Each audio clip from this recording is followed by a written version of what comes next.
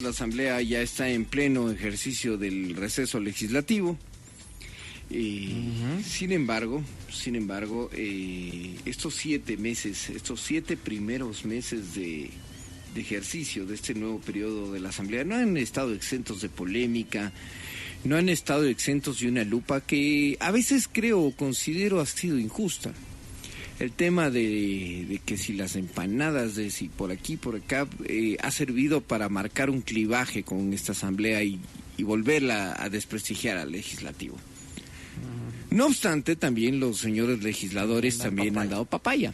Señores y señoras legisladoras. Sí. También han dado papaya.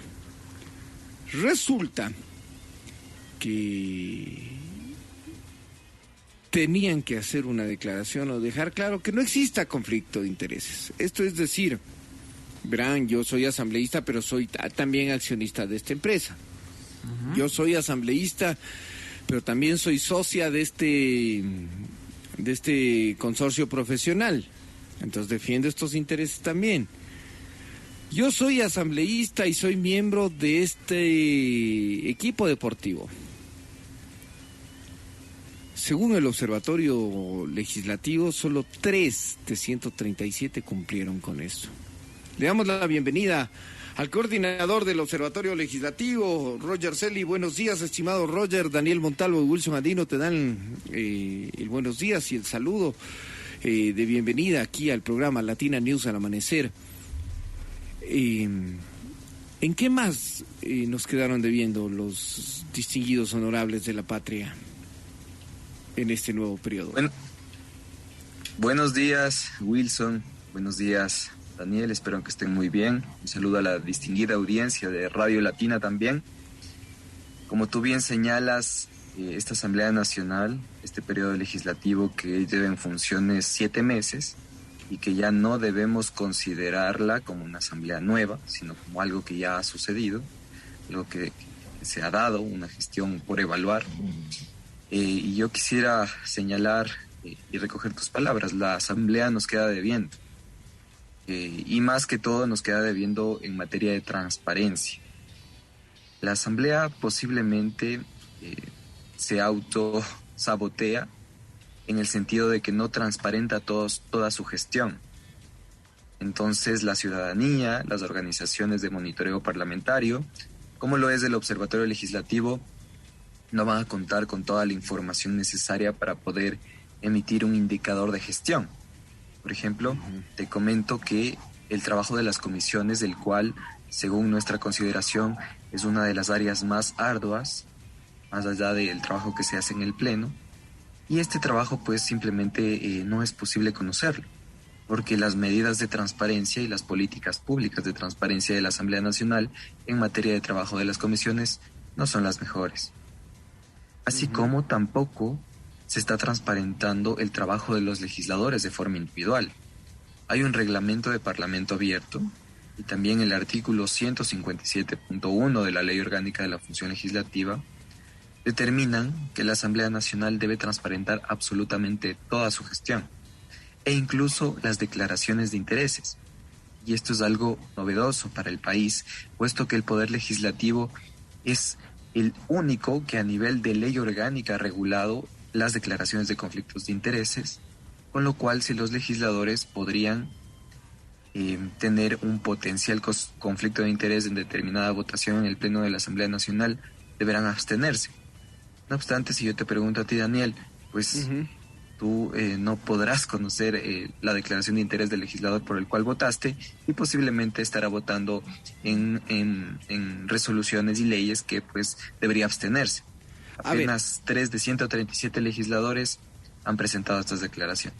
Estimado Roger, al consultar a varios legisladores al respecto, decirles, oigan, ¿no han cumplido con esto? Dicen, no, nosotros sí cumplimos. Le digo, ¿cuándo cumplen esto? Dice, en nuestra declaración juramentada, nosotros decimos cuando somos socios de una empresa. Tenemos acciones o intereses de un grupo empresarial. Tenemos un patrimonio que puede estar sujeto a a ese tipo de intereses. Y dije, sí, es medianamente razonable la respuesta. Pero ¿qué pasa con esos otros intereses que no necesariamente se expresan como patrimonio o económicos? Y le digo, Efectivamente. por ejemplo, Sí, si algún asambleísta es miembro, voy a poner un caso extremo, es miembro del Ku Klux Klan o de una organización segregacionista, racista. Eso tendría que estar en este formato, en esta declaración de conflicto de intereses, estimado Roger. Desafortunadamente, el formulario aprobado por el Consejo de Administración Legislativa de la época del presidente Litardo es un formulario muy básico, el cual te determina al menos 4 componentes. A nivel societario, tu relación con compañías, y a nivel filial, tu relación con gremios, por ejemplo, tu relación con altos funcionarios públicos, lo cual pues se vuelve insuficiente porque simplemente no estás tomando en cuenta otros potenciales conflictos de interés que podrían suceder, como el que tú señalas, en este caso extremo. Entonces hay problemas en la materia, si bien es cierto es algo novedoso que se está haciendo en el país, hay problemas al respecto de cómo se están transparentando estas declaraciones. Por ejemplo, el asambleísta Rodrigo Fajardo, el asambleísta Ángel Maita y el asambleísta Lenin Mera han hecho esfuerzos más allá de lo existente en materia de tecnología para transparentar estas declaraciones.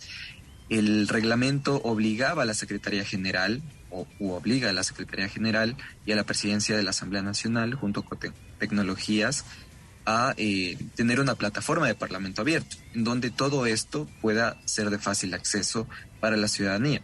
No obstante, ellos han tenido que publicar en un documento PDF muy escondido, por cierto, en sus blogs personales esta declaración. Han hecho ese esfuerzo y ha sido reconocido por sociedad civil.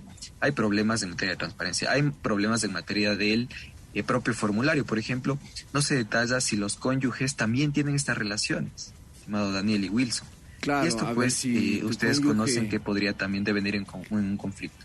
Ahí hay casos de asambleístas que directamente tienen sus cónyuges, sus parejas sentimentales en el Ejecutivo, por ejemplo.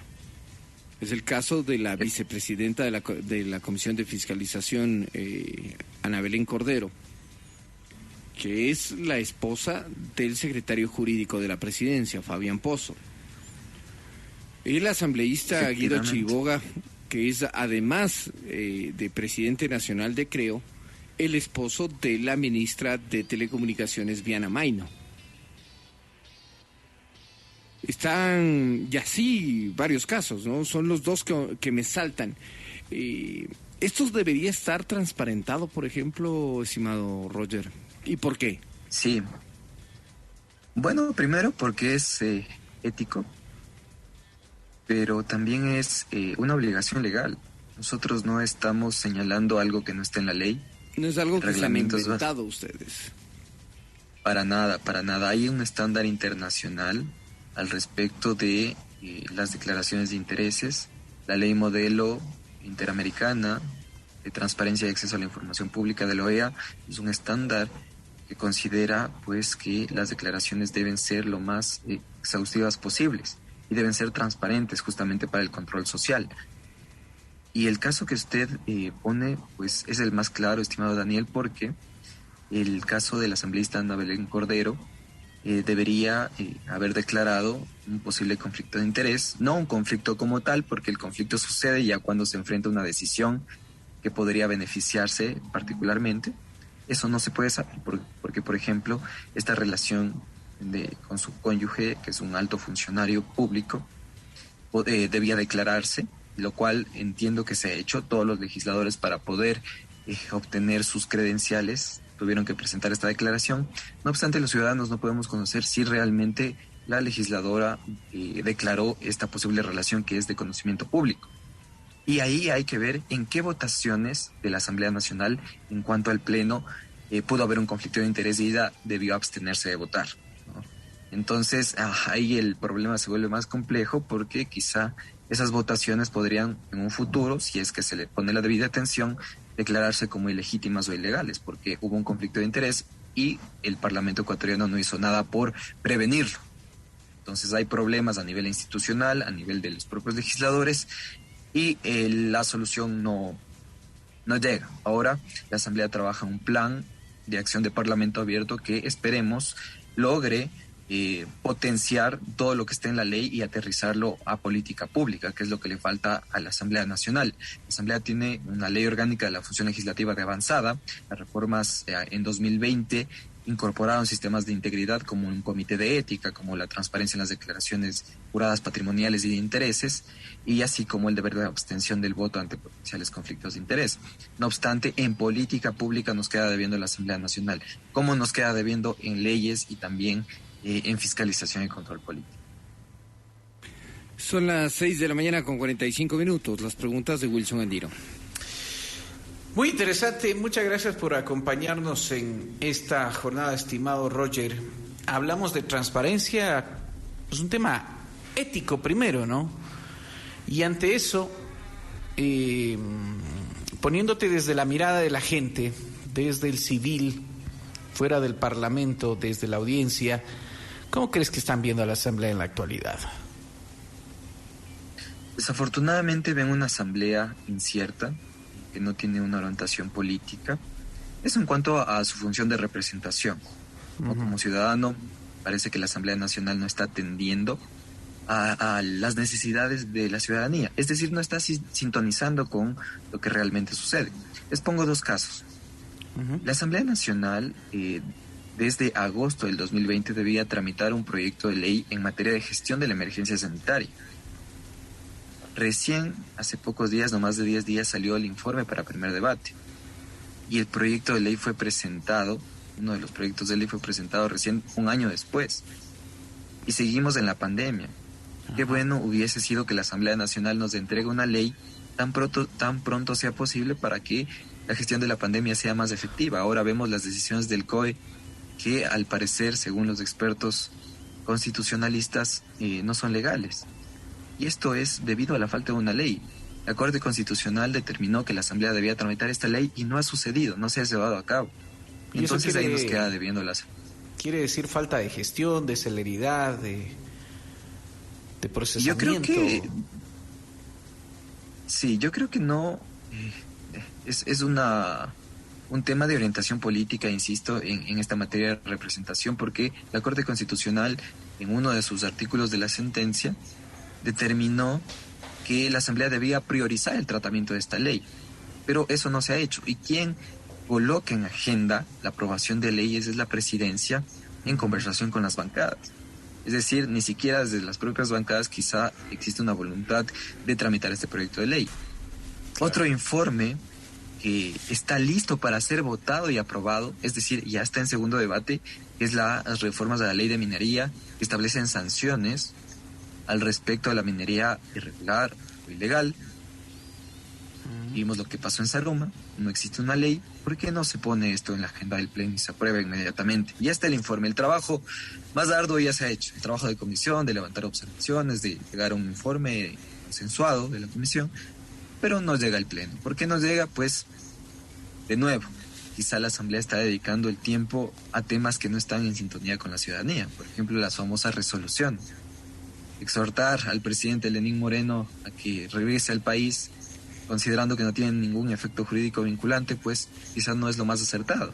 Quizá en esa sesión del Pleno se debió tramitar esta ley de minería, la ley de la emergencia sanitaria e incluso la ley para la garantía del derecho al acceso al aborto en casos de violación, garantizada este derecho a la salud tan necesario para las mujeres, pues debía cumplirse este 28 de diciembre. Si bien es cierto, la Asamblea Nacional legítimamente fue a receso legislativo, porque si lo determina la normativa, pues pudo haber hecho uso de su facultad de sesionar extraordinariamente y aprobar esta normativa. Otra deuda de la Asamblea Nacional. Sin embargo, está complicado. Pero esto de los exhortos y las resoluciones, hay asambleístas que defienden que es la forma de conectar con la coyuntura. No sé qué opinas tú, Wilson, que también has hecho una cobertura legislativa durante varios años. Pero a veces, como dice Roger, también esto de exhorto Exhorto A, exhorto ¿qué? Como que ya son solo los saludos a la bandera y sin ningún efecto, ni político siquiera a veces, como que se les va de las manos, ¿no? Oye, pero yo estaba acotando algo.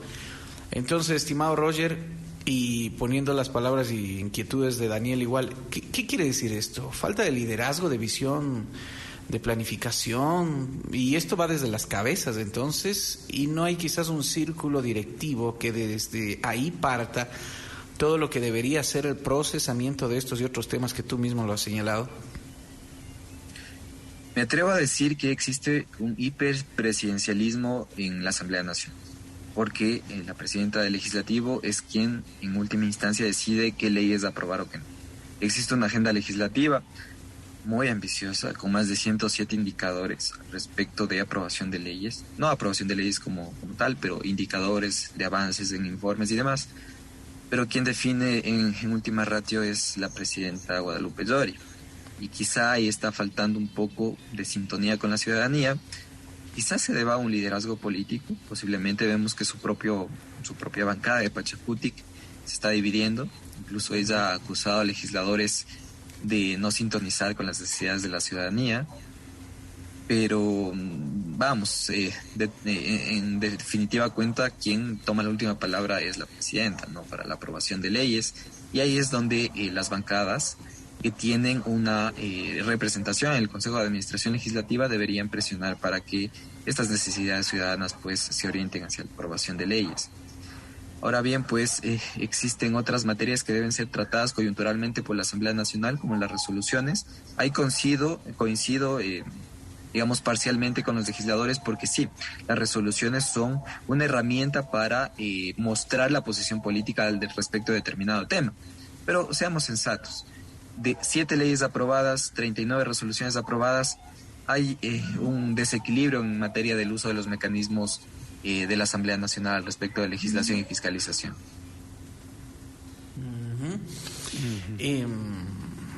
Bueno,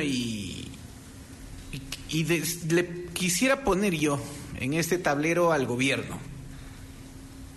¿Cómo miras al gobierno en esa relación con la Asamblea? Y no solo políticamente hablando, sino en cuanto también a la presentación de leyes en cantidad y calidad y relación con el legislativo. No olvidemos que el Ejecutivo es un colegislador. No solo está presente al momento de presentar leyes, sino está presente y tiene una facultad de veto parcial o total o de sanción de estas normativas. ¿Qué ha sucedido en materia de presentación de leyes? E incluso el propio presidente de la República, Guillermo Lasso, lo ha reconocido. En materia de presentación de leyes, el Ejecutivo y el Legislativo no han logrado conectar en algo llamado inteligencia colectiva, en donde preliminarmente, antes de presentar un proyecto de ley, las bancadas, los legisladores y las instituciones del Ejecutivo se reúnen y determinan líneas generales al respecto de determinado proyecto de ley. Esto sirve para que las resistencias se disminuyan en materia de debate y en materia de colegislación, en este caso menos vetos al respecto de las leyes que aprueba la Asamblea Nacional. Eso desafortunadamente en Ecuador no ocurre, ¿no? Hay buenas prácticas internacionales en la materia en donde no solo Ejecutivo y Legislativo se sientan a hacer leyes, a proponer leyes, sino la ciudadanía, la academia, los sectores productivos y los sectores que son beneficiados o perjudicados por estas leyes. Y en materia de colegislación, pues vemos que esto pasa factura. Aún no vemos algo tan determinante al respecto de la actuación del Ejecutivo por determinada ley, pero lo vimos con Lenín Moreno, por ejemplo. 10 años tramitando, debatiendo, proponiendo un código de la salud necesario para el país, que simplemente fue vetado totalmente por el presidente Lenín Moreno. Esperemos que esto no ocurra con el presidente Lasso, pero es la lógica que se maneja, ¿no? La Asamblea Nacional también ha tenido una actitud de cerrar la puerta al Ejecutivo a determinadas leyes, como es conocido.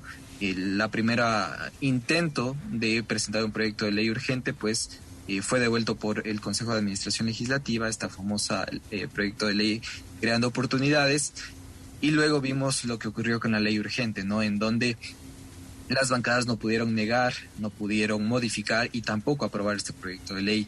Y esto se debe en gran medida a que la presentación, el diálogo anterior, preliminar, la participación temprana, que se llama desde la ciencia política, no se está dando, ¿no?